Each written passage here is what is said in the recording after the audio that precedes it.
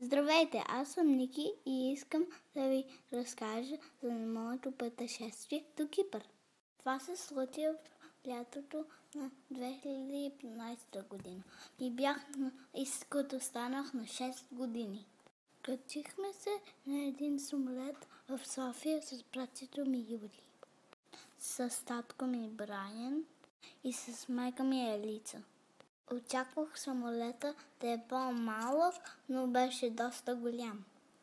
Кацнахме в международното летище в град Ларнака. Срещнахме се с нашите приятели Алекс и Елен и те имат баба в Кипър. После тръгнахме в един град до морето, който се казва Протарас.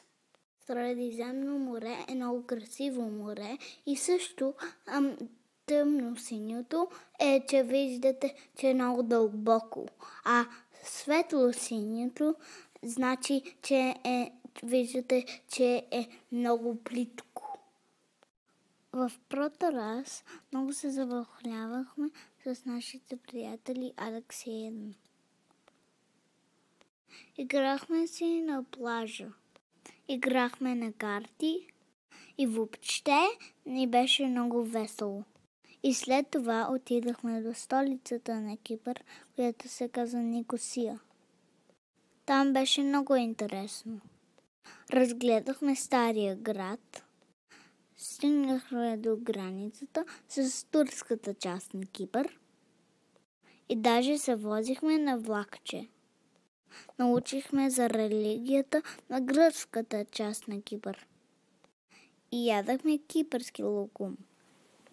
След това се върнахме пак до Ларнака. Научихме за потърлите кораби край бреговете на Кипър. След това се качихме на самолета да се приберем до София. Беше едно страхотно пътешествие.